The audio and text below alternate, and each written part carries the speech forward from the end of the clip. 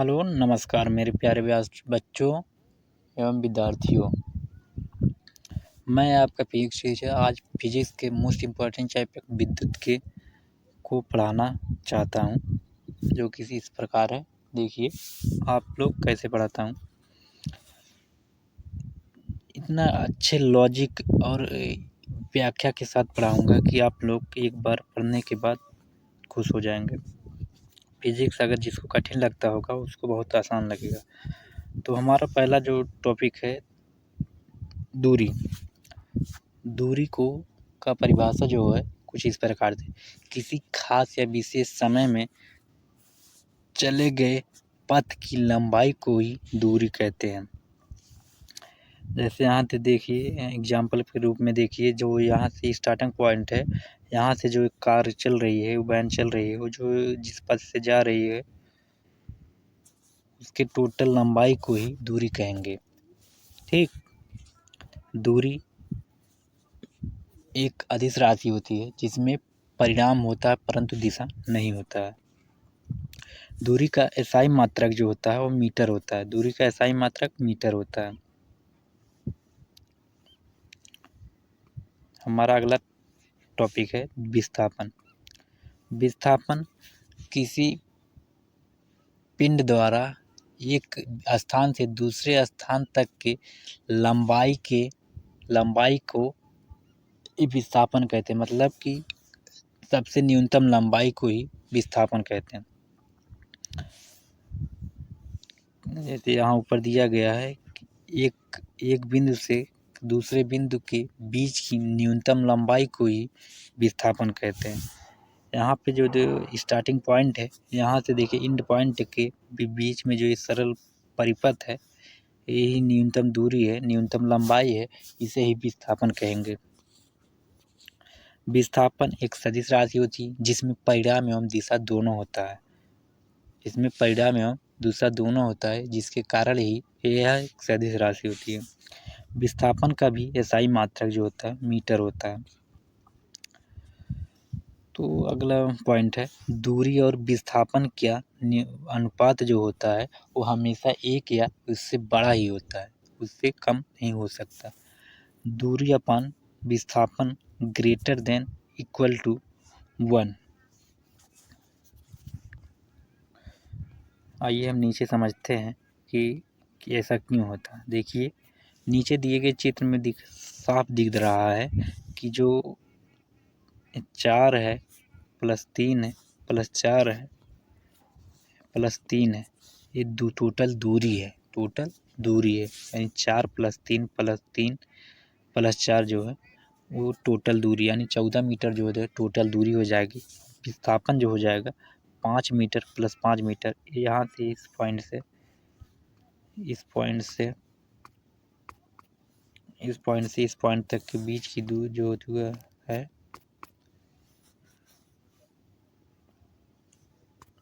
इस पॉइंट से इस पॉइंट जो 5 प्लस 5 मीटर है, इसे ही विस्थापन कहेंगे। विस्थापन हो जाएगा 5 प्लस 5 10 विस्थापन हो गया, प्लस 14 मीटर दूरी हो गया। तो दूरी 14/10 बराबर 7/5, यानी कि जो 5 का दूरी और विस्थापन का अनुपात हो जाए 7/5 हो जाएगा। यानी इसका मान 1 या उससे बड़ा ही होगा, उससे छोटा नहीं होगा, अतः प्रूव्ड हुआ। ऊपर अगला पॉइंट देखिए, यहाँ समझते क्वेश्चन से। अगर कोई गाय किसी वृत्ताकार पथ पर 2 सही 1/2 यानी 2.5 चक्कर लगाती है तो गाय द्वारा तय की गई दूरी और विस्थापन क्या होगा। अगर वृत्ताकार पथ की त्रिज्या जो है 7 सेंटीमीटर त्रिज्या जो दिया है 7 सेंटीमीटर त्रिज्या है, तो हमारा विस्थापन जो हो जाएगा 7 + 7 यानी 2.5 चक्कर का है। यहाँ से अगर शुरू करते हैं इस पॉइंट से एक परिपथ, फिर यहीं आ जाएगा, फिर दूसरा परिपथ ये आ जाएगा प्लस आधा, यानी यहाँ से यहाँ इस पॉइंट से, यानी 7 + 7 यानी 14 जो मीटर हो जाएगा वो हमारा विस्थापन हो गया। 14 मीटर जो है वो विस्थापन हो जाएगा। और दूरी जो हो जाएगा इस परिधि का परिपथ यानी परिधि इंटू यन यानी चक्रों की संख्या। तो परिधि जो होता है एक वृत्त का परिधि 2πr होता है गुणे 2 से 1/2 चक्कर यानी टोटल हो जाए 2 इंटू 22/7 इंटू 7 इंटू 5/2। तो 7 से 7 कट जाएगा, 2 से 2 कट जाएगा, 22 25 110 मीटर जो है दूरी हो जाएगा टोटल। ऊपर चलते हैं यहाँ और दूसरा क्वेश्चन से समझते हैं। अगर किसी वस्तु को 5 मीटर ऊंचाई तक फेंका जाता है और वह वस्तु पुनः पूर्वावस्था में आ जाती है तो दूरी और विस्थापन का अनुपात क्या होगा। तो आइए हम लोग निकालते हैं। देखिए दूरी और विस्थापन कैसे निकलेगा। विस्थापन जो हो जाएगा इस पॉइंट से अगर 5 मीटर यहाँ तक फेंकते हैं, फिर जो पिंड जो यहाँ फिर यहाँ आ जाएगा, यानी जो विस्थापन होगा न्यूनतम दूरी यहाँ से यहीं से आ गया तो विस्थापन जो हो जाएगा वो 0 हो जाएगा और दूरी जो हो जाएगा 5 जाने में 5 आने में यानी 5 + 5 = 10 मीटर जो हो जाएगा दूरी हो जाएगा। तो इसका दूरी और विस्थापन का अनुपात 10:5 हो जाएगा, 10:0 सॉरी। तो जिसको समझे तो आइए हम आगे चलते हैं। अगर एक क्वेश्चन और समझते हैं। अगर एक पिंड द्वारा 23 मीटर त्रिज्या तथा 144.51 मीटर परिधि वाले वृत्ताकार पथ पर एक चक्कर लगाता है तो दूरी और विस्थापन क्या होगा। मान लेते हैं हम लोग कोई पिंड 23 मीटर त्रिज्या वाला पिंड है, एक बिंदु से यहाँ से एक पथ का परिपथ वाली त्रिज्या पथ पर चक्कर लगाता है तो दूरी और विस्थापन के बीच की यानी जो दूरी हो जाएगा 2πr परिधि इंटू वृत्ताकार चक्रों की संख्या। तो यहाँ जो विस्थापन हो जाएगा यहाँ परिधि की मात्रा की परिधि का मान ही जो हो जाएगा वो विस्थापन हो जाएगा, यानी पिंड का द्रव्यमान द्वारा तय की गई दूरी जो है वृत्ताकार पथ की परिधि ही होगा, यानी 144.51 मीटर हो जाएगा। एक चक्कर लगाने के बाद पिंड का विस्थापन बिंदु ए से बिंदु 1 तक की दूरी को शून्य करें, यानी अगर एक चक्कर यहाँ से शुरू करता है कोई बिंदु एक पॉइंट ए से शुरू करके पॉइंट ए पे आ जाएगा तो चली गई जो विस्थापन हो जाएगा वह शून्य हो जाएगा। और ये हम लोग समझते हैं दूरी और विस्थापन में अंतर क्या है। दूरी जो होती है दूरी में केवल परिमाण होता है जबकि दिशा नहीं होती है, और विस्थापन में दिशा एवं परिमाण दोनों होता है। पॉइंट 1 जो हो गया अंतर ये हो गया। तो दूरी शायद धनात्मक मात्रा, दूरी का मात्रा कभी भी ऋणात्मक या शून्य नहीं हो सकता, शून्य हो सकता धनात्मक और शून्य हो सकती है। शून्य दूरी की मात्रा धनात्मक एवं शून्य हो सकता है परंतु ऋणात्मक नहीं हो सकता है। और विस्थापन का मात्रा धनात्मक तथा ऋणात्मक एवं शून्य भी हो सकता है। दूरी में परिमाण होता है दिशा नहीं होती जिसके कारण यह एक सदिश राशि है, परंतु विस्थापन जो है जिसमें दिशा और परिमाण दोनों होता है इसके कारण यह एक सदिश राशि है। और अगला पॉइंट है चाल को जिससे स्पीड कहते हैं चाल। एकांक समय की परिभाषा कहते हैं, इसका चाल का परिभाषा क्या है आइए समझते हैं हम। एकांक समय में तय की गई दूरी को ही चाल कहते हैं। तो चाल बराबर दूरी बटे समय, यानी एकांक समय में चली गई दूरी को ही चाल कहते हैं। चाल का SI मात्रा जो मीटर प्रति सेकंड हो जाएगा, दूरी का मात्रा मीटर, समय का मात्रा t इंटू मीटर प्रति सेकंड हो गया। चाल एक अदिश राशि है क्योंकि चाल में परिमाण तो होता है परंतु दिशा नहीं होता है, समझते हैं। आइए अगला पॉइंट है वेग जिसे वेलोसिटी कहते हैं।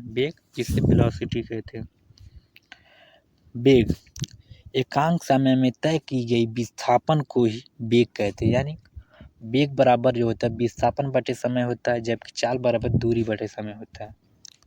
वेग और विस्थापन में अंतर है, दूरी होता है इसमें दूरी जो होता है टोटल परिपथ की लंबाई होता है, जो विस्थापन होता है एक न्यूनतम दूरी होती है, न्यूनतम परिपथ की लंबाई होती है। तो और बेग एक सदिश राशि, क्योंकि इसमें दिशा एवं परिणाम दोनों होता है।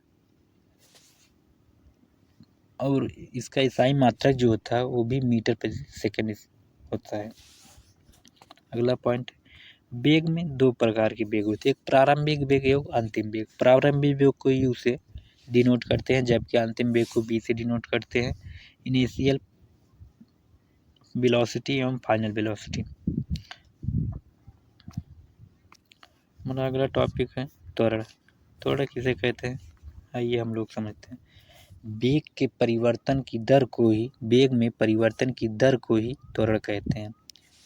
त्वरण बराबर बेग में परिवर्तन बटे समय, यानी यस ए बराबर बी माइनस यू। बेग में परिवर्तन बेग अंतिम बेग बी प्रारंभिक बेग यू, परिवर्तन जो हो जाएगा बटे टी।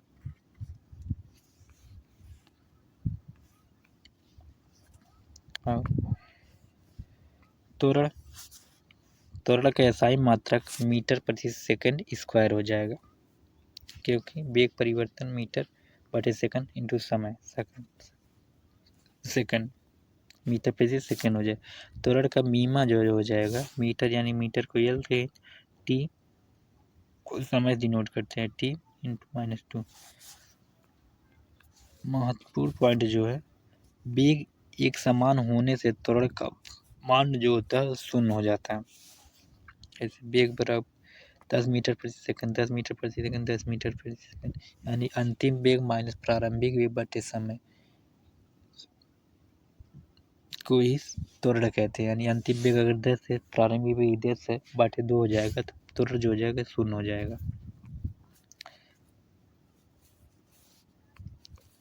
ये हम लोग समझते हैं।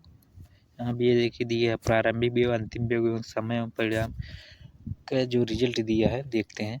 अगर 10 मीटर प्रति सेकंड का इनिशियल बेग यानी प्रारंभिक बेग है और अंतिम बेग 20 मीटर प्रति सेकंड है और समय 2 सेकंड है, त्वरण बराबर हो जाएगा B minus U upon T, यानी 20 माइनस 10 अपान 2 बराबर 5 मीटर प्रति सेकंड स्क्वायर। अगर ये प्रारंभिक बेग 20 मीटर होता है और अंतिम बेग 10 मीटर होता है तो उस समय 2 सेकंड होता है, तो मंदन यानी त्वरण मंदन बराबर ए बराबर मंदन त्वरण बराबर B minus U upon T, formula से 10 माइनस 20 अपान 2 यानी -5 मीटर प्रति सेकंड स्क्वायर हो जाएगा। जब वस्तु का बेग एक समान रूप से बढ़ता है तो त्वरण का मान समान रहता है। जैसे देखिए यहाँ बेग अगर 2 मीटर प्रति सेकंड है, 4 मीटर प्रति सेकंड, फिर 6 मीटर प्रति सेकंड है, समय जो है 2 सेकंड लगता है, तो त्वरण बराबर 4 माइनस अंतिम बेग माइनस प्रारंभिक बेग, 4 माइनस 2/2 1 मीटर प्रति सेकंड यहाँ तक हो जाएगा। तो त्वरण यहाँ 1 मीटर प्रति सेकंड यहाँ तक त्वरण हो जाएगा, प्लस 4 से 2 मीटर के बीच के त्वरण जो हो जाएगा। अंतिम बेग 6, प्रारंभिक बेग 4/2 यानी 1 मीटर प्रति सेकंड स्क्वायर जो हो जाएगा, ये भी यहाँ तक त्वरण हो जाएगा। प्रारंभिक बेग जो होता है अंतिम बेग ग्रेटर देन होता है तो त्वरण कहते हैं। और मंदन में जो होता है अगर प्रारंभिक बेग ग्रेटर देन है अंतिम बेग से तो उसे मंदन कहेंगे। मंदन को लिखने के लिए ऋणात्मक चिन्ह का प्रयोग नहीं करते हैं। मंदन को लिखने के लिए ऋणात्मक चिन्ह का प्रयोग नहीं किया जा सकता। वर्टिकल उद्रग मान अगर देखें, अगर कोई पिंड ऊपर से नीचे गिराया जाता है तो u बराबर 0 जब b बराबर कुछ मान होगा। अगर कोई बिंदु अंतिम वेग ऊपर से नीचे गिराया जाता है, अगर b बराबर अंतिम वेग 0 है तो u का मान यानी प्रारंभिक वेग कुछ होगा। विरासत में चलेगा तो u बराबर प्रारंभिक वेग 0 होगा, अगर ब्रेक लगने पर b बराबर भी 0 होगा। अगर किसी कार की प्रारंभिक चाल 72 किलोमीटर प्रति घंटा और 5 सेकंड में के बाद ब्रेक लगाया जाता है तो उस कार का मंदन क्या होगा। तो ऑप्शन दिया है, देखते हैं। u बराबर 72 किलोमीटर प्रति सेकंड में दिया है इसको। अगर मीटर प्रति सेकंड में चेंज करेंगे 5/18 से गुणा करेंगे, 72 इंटू 5/18, 18 काटेंगे अगर 18 इंटू 18 करने में 18 चौका 18 चौक 72 हो जाएगा, तो यानी 4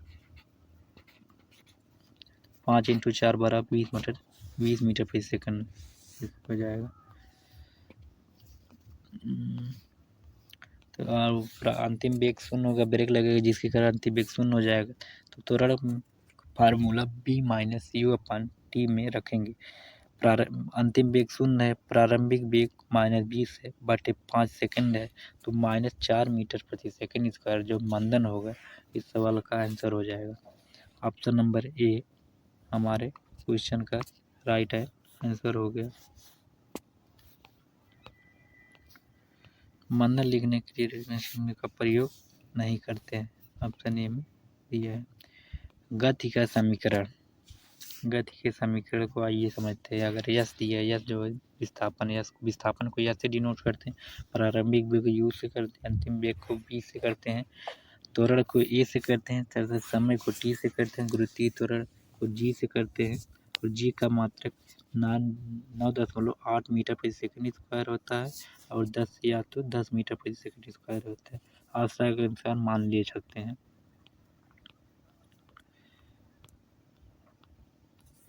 छात्रों द्वारा प्रश्न बनाते समय प्रश्न का दिया हुआ मान या उत्तर मान फ्रैक्शन 9.2, 9.8, 19.6 हो तो जी का मान 9.8 मान मीटर प्रति सेकंड स्क्वायर लेना है।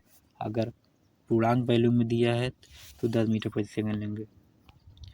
गति, क्षैतिज गति एवं ऊर्ध्वाधर गति। अगर क्षैतिज गति करेंगे तो B = U + ET हो जाएगा, क्योंकि गुरुत्वीय त्वरण होगा नहीं तो B बराबर प्रारंभिक गति का पहला नियम जो हो जाएगा B = U + ½ U + ET।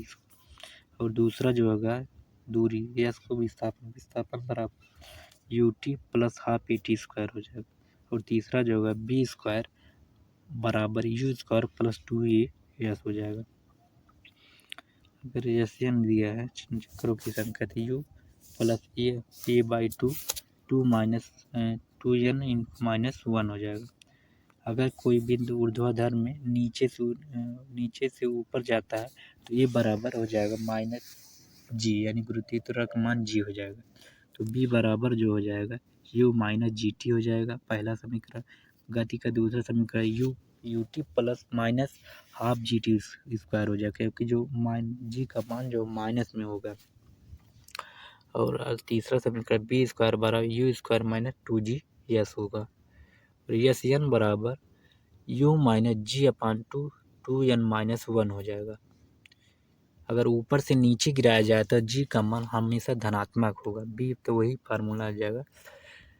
गति का पहला समीकरण B = U + GT हो जाएगा। अगर S बराबर दूसरा समीकरण S = UT + ½ GT² हो जाएगा। B² = U² + 2G हो जाएगा तीसरा समीकरण।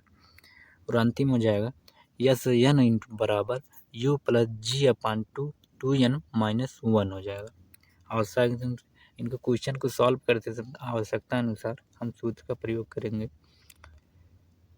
नोट में